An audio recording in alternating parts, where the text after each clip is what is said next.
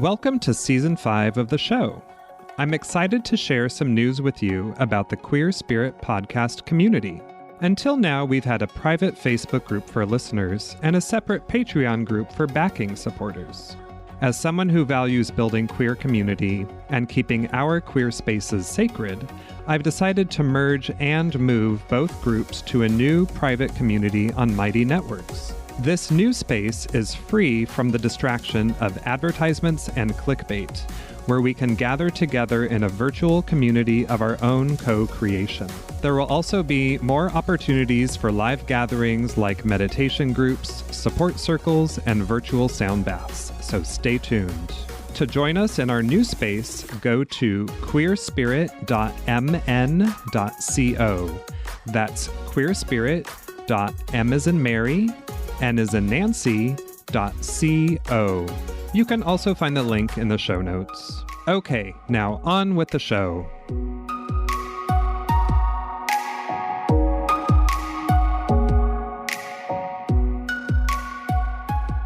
My guest today is Kenji Oshima. Kenji is an Intrerfaith Spiritual Director, community Dharma teacher, and life coach specializing in high-functioning adults with ADHD. When not geeking out over sci-fi, you'll find him volunteering for QTAPI groups, reading at the beach, or finding ease in alternative healthcare. Today, Kenji shares how his diagnosis of adult ADHD started him on the path to becoming a life coach. He shares his philosophies of bringing shift and ease to his own clients. We also talk about how mindfulness and spiritual practice has supported his own journey, which led him to become a spiritual guide and companion. Connect with him at coachkenji.com. That's coach, KENJI.com. Hi, Kenji. Welcome to the show. Thanks, Nick. It's good to be here. It's good to see you. It's good to see you, too. It's been a while. We've met quite a number of years ago, and I haven't seen you for some time, so it's nice to reconnect.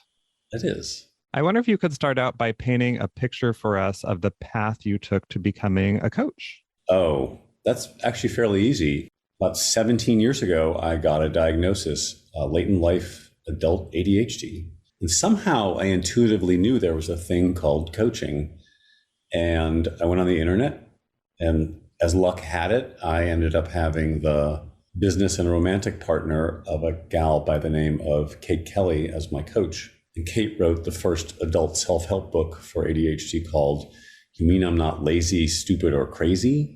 And I became buddies with Kate and her partner. And then a couple years later, I realized I needed more skill in terms of Kate's training to become a better coach. So I went to the Coaching Training Institute, the Coactive Institute in Marin, and just started putting my shingle out. So did Kate coach you through some ADHD stuff to start?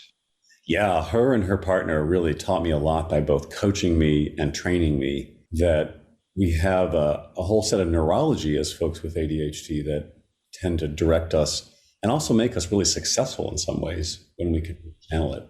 And by both training me and coaching me, they taught me a lot. And I wonder if you feel comfortable sharing a little bit more about like what you were experiencing that made you feel like there's something going on with me that's a little bit different and maybe I should go have a test to see what's going on in my head. Well, I'd like to say it was me, but it was definitely a therapist who realized, because often ADHD presents with anxiety, with post-traumatic stress. So it's kind of hard to tell that you're highly reactive.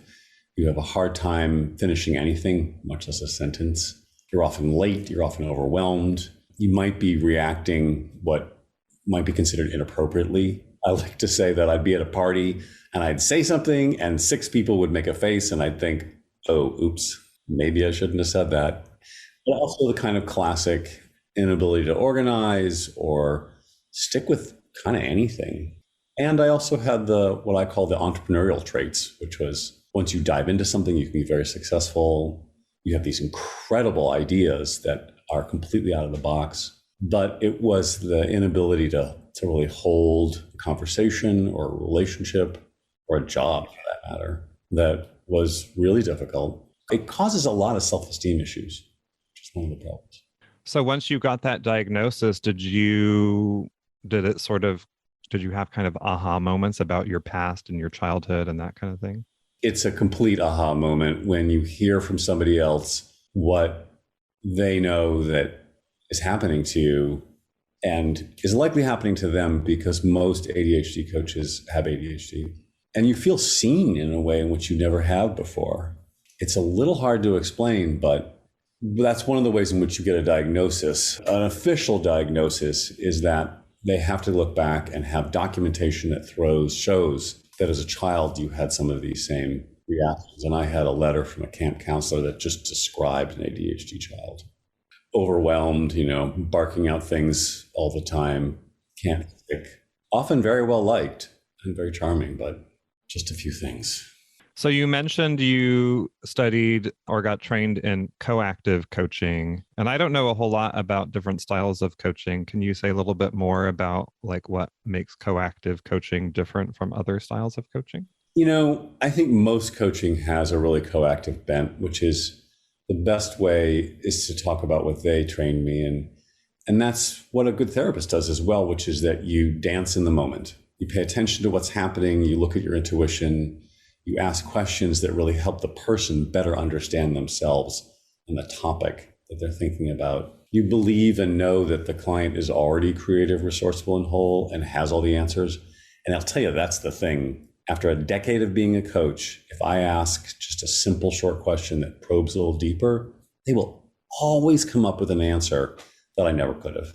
If you think you know something, you try to be a specialist, that really gets in your way as a coach. So if you set that aside and use this model of being curious, of really championing the person, challenging them in some instances, and helping them sort of take risks in a therapeutic model that's unlike the classic therapeutic model, because coaching, as you know, is very much about what's happening now and moving forward, helping you create and learn.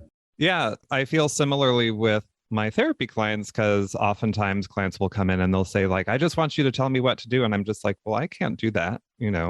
People often say, oh, this therapist gave me really good advice. And therapists generally don't give, quote unquote advice. We just help people figure out like, well, what's the best thing for you? And I tell people that I say, I'm not here to tell you the answers. I'm here to help you figure out like what the best thing is for you. Because any solution you may find for yourself in your life is probably going to be better than anything I recommend.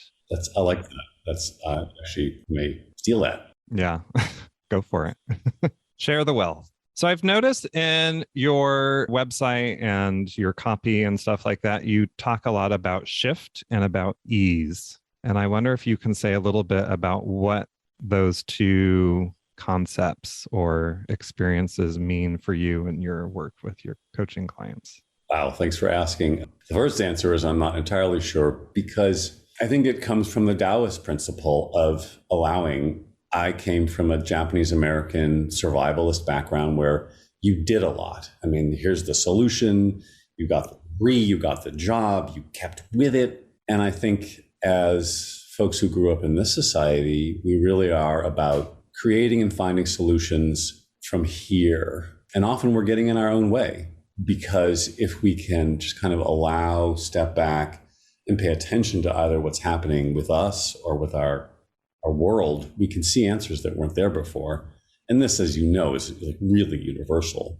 I always use the word ease because for my own self, I'll go back to that early childhood. Okay, how do I have to suit up, show up, and make it happen? And, that I can often be charging ahead without seeing some of what else is there. And especially for some of the clients I work with who have ADHD, and we're so busy moving and solving that we aren't necessarily paying attention to what's happening. And as mindfulness teaching teaches, if we can slow down and pay attention to how we're feeling in our body, somatically, emotionally, spiritually, then we can start to see things that we may have not before. And the whole idea around shift is we want something, we want some change, we want more ease, we want more wealth, we want more love. And as we all know, often that can really happen when we start paying attention to what's here and what's in this world, as opposed to trying to, as my friend Paul says, It's like fix everything outside of a hula hoop you can stand in.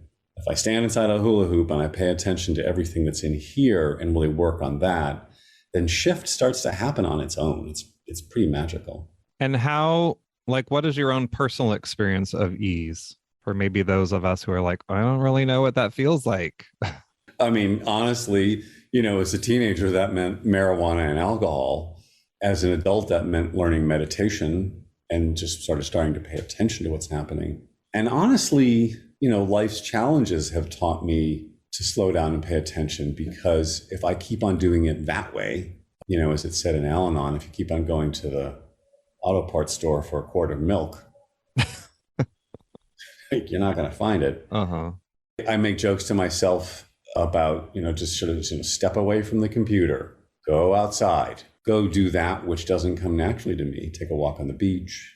And, I'll be transparent and say it doesn't come naturally. And if it weren't for life's challenges, I wouldn't necessarily make that choice right away. The last thing I'll say about it is, just because of who we are as mammals, we are survivalists. We, as you know, as a therapist, we have a negative bias. So meditation and different forms of mindfulness teach us to kind of step back again, look around, and see what joy is there. Where do we find ease? Where are we relaxed and laughing? Where are we letting go and goofing off? Whether it's television or the beach or meditation or drawing, where is it we find that? I'm also curious, since you've talked about your family, being Japanese American and having that kind of survivalist mentality, if even though you say you were a different person and you didn't have ADHD, if there might be a way that just sort of inheriting those traits of survivalist, there might have been a similar kind of experience. And I ask this because I've thought about, people who don't have a formal diagnosis of anxiety or ADHD or something like that. But I think there's a way that, because of different kinds and different levels of trauma or experience, that anxiety traits can be inherited and learned, I will say.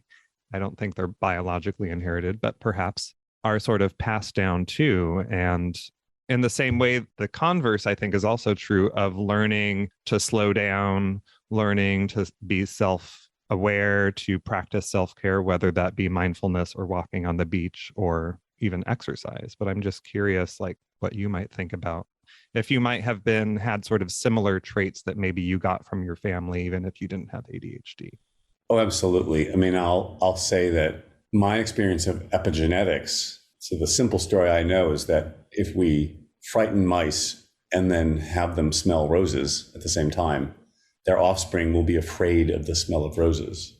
So I really do feel like there is a spiritual, karmic, physiological inheritance of, the sins of the father, that even if we're raised in the best of households, as you know, we're going to adopt, much less today, what we live in, the anxiety of our society, that we live in a capitalist society that says, you have to be doing all these things in order to be, but we're also survivalists just as mammals. And I think the more I talk about this, pretty much everybody I've ever talked to will say, oh, that's my Midwest, German upbringing. Or I think we can all identify with some level of, you have to do it this way. If you don't do it this way, you're going to get in trouble. And we're forever thinking that there's some solution we don't have. So I would say, strip the background away, and we can all identify with this. And I also think, this is where I talk to my clients about the gift of being queer, that our queerness just around our sexual identity or our gender identity allows us, we have this urge, this drive to be different just because of who we are. And I think there's a way that gives us a little bit more permission to break away from the other things that, like these genetic inheritances or these family traits or patterns that says, well, I don't need to do that either, right? I can do something different because I'm doing this other thing that's already different, right? The joy, privilege, and burden of being queer. Long ago, when I was a young man, I was in working for an AIDS organization in Boston, and one of the leaders of the organization was passing me in the hall, and I said, oh, what are you up to next week? And she said, oh, I'm going to go take care of the parents. I'm the queer one. And the same thing has happened to me. And I think that's really the gift of who we are, is that we don't have necessarily a gender identity, a family structure identity, a marriage identity. And we're both gifted and challenged with the opportunity to be able to look and to adapt and to shift. I have a family, I have a godson, and I have people that don't look like the classic biological. Kind of thank God at the joy of us being queer. And I think we can use it. I think it's both our blessing and our curse. Society certainly doesn't see it. This society especially has maladapted to it, that we really serve a purpose to ourselves, to society. I was just looking at a document from ACT UP that I was in from 30 years ago, and it's saying stuff that finally has come true, that we said, just because we're this way doesn't mean there's something wrong with us. And I know that we all can identify with that, both the burden, but I hope, your listeners are seeing this as, when we get to use it, to the advantages of both ourselves and society. And I imagine it's the same way with ADHD, as you were talking about, like there's a challenge with it, but there's also a gift that comes with it too. Oh, it's incredible. I mean, just Google it. Like pretty much all these incredible entrepreneurs. Richard Branson, who owns all of the Virgin, mega stores, airlines, ADHD. So many actors, ADHD. And we have a creativity spark. We have an entrepreneurial spark. I like to say that, who would put chocolate and peanut butter together?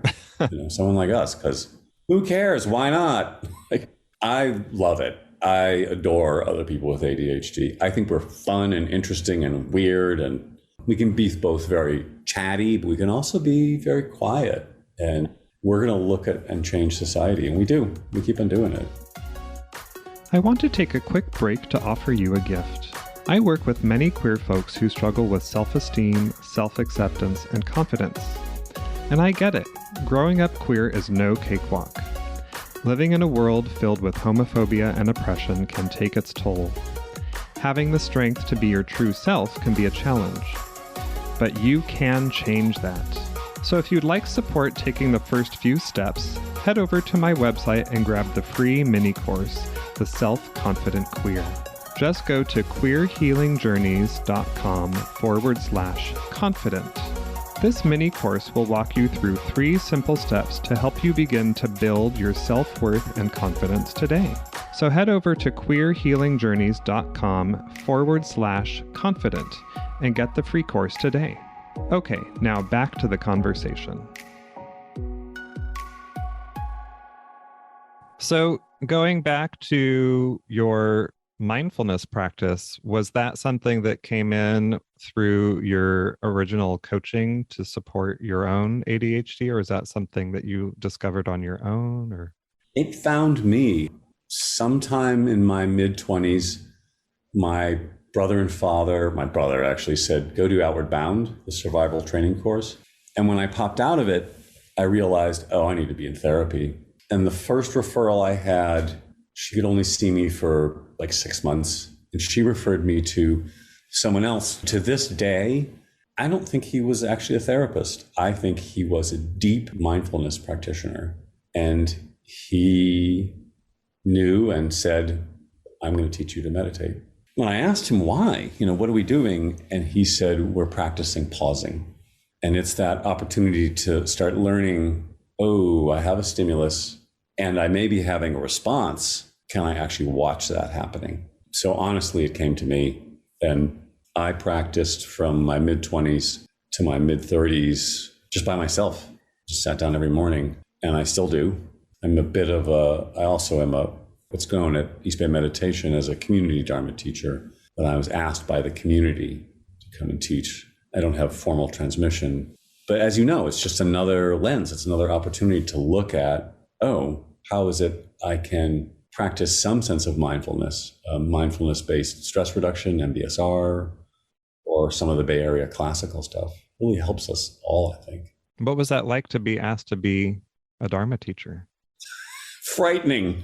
My teacher, Mushim, and another teacher sat me down and said, we'd like you to practice before this community. It's actually a specific community at East Bay Meditation called Everybody, Every Mind Sangha. And it's for folks who identify as differently abled, physical challenges or emotional, mental challenges. It's Sunday nights from 6 to 7:30. And I wanted to refuse. I didn't want to sit in the chair. I didn't want to sit at the front of the room. And it's interesting, one of my other teachers said, you don't start teaching when you've arrived, you start teaching when you're heading in the right direction. And they had seen me heading in the right direction long enough. At first, I think I took on all of the baggage that we project onto teachers, that somehow you have to be this perfect practitioner, and talk in what I call the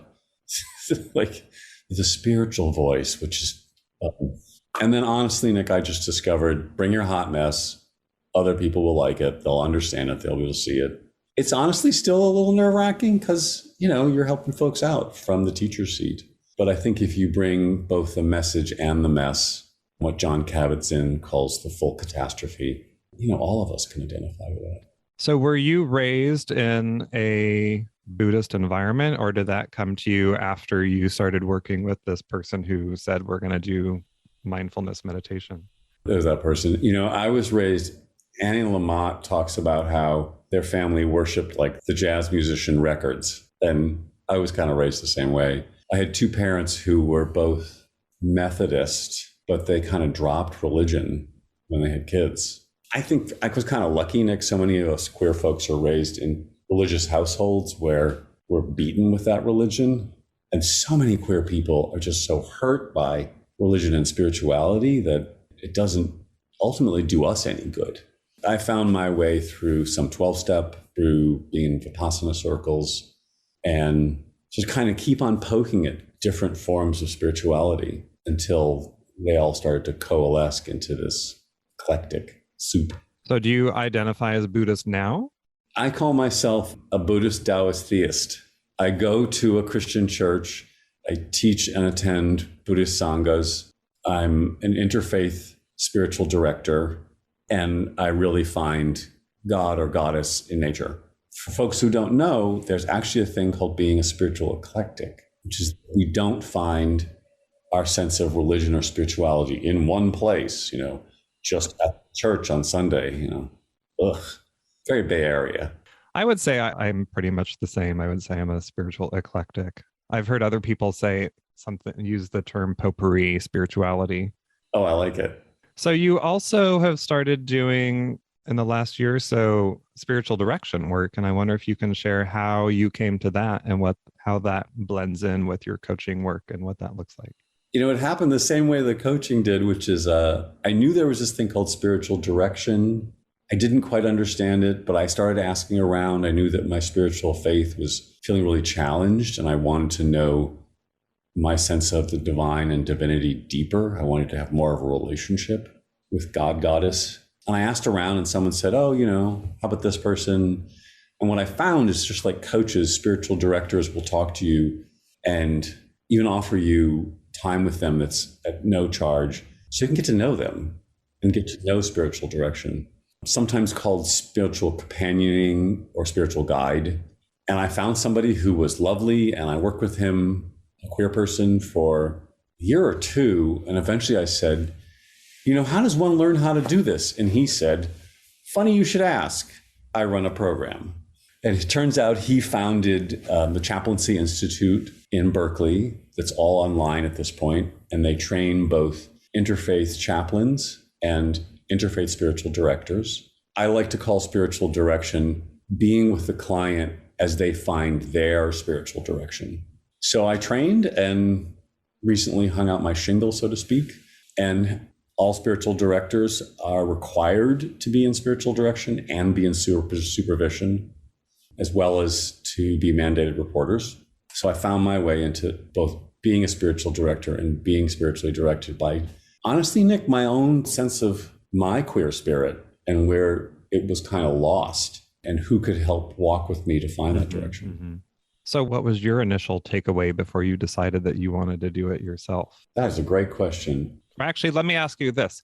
What led you to it first? Like, what made you think, oh, I think I want to do this? What led me to be in spiritual direction was just having been in 12-step. I was a member of Metropolitan Community Church, which is now on Polk Street. Back when I was in the Castro, we had a giant thriving community. And when our main minister left, we kind of fell apart. Thankfully, they have a fantastic minister now, and he's just real kick-ass. Then I went to a Unitarian church for about 5 years. And then I went to a United Church of Christ. They're super affirming if folks are interested in religion. I attend one in downtown Berkeley. And after all that, I still wasn't sure what was happening. And I think, honestly, I can articulate it now that I wanted a deeper relationship with divinity, with God, goddess. And I really think through having been in 12-step and just having gotten the spiritual calling, which is then to be of service. We get by giving, we get by being involved. And the secret is that if you're a spiritual director, you really have to work on your spiritual life, because you can't just sit back on your laurels. You have to really, as I said earlier, be in spiritual direction, be involved with the faith community. And it's a little like for folks who have taught or led, you realize, oh, I need to know more, because you can't just get in front of the room and wing it. And the same is true with being in spiritual direction, being a director. And so I'm hearing what brought you to it. What do you hear some of your other people that you work with say brings them to spiritual direction? People come for as many reasons as there are people.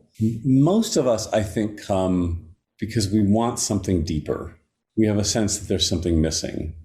We may have had a faith practice when we were children. We may have even been involved deeply in a faith practice and then just discovered it wasn't working. I think especially as queer people, since this kind of maladapted, really twisted Judeo-Christian Western philosophy has been there's something wrong with us, which I think most of your listeners will know that in indigenous societies, in many indigenous societies, we're lifted up as spiritual beings.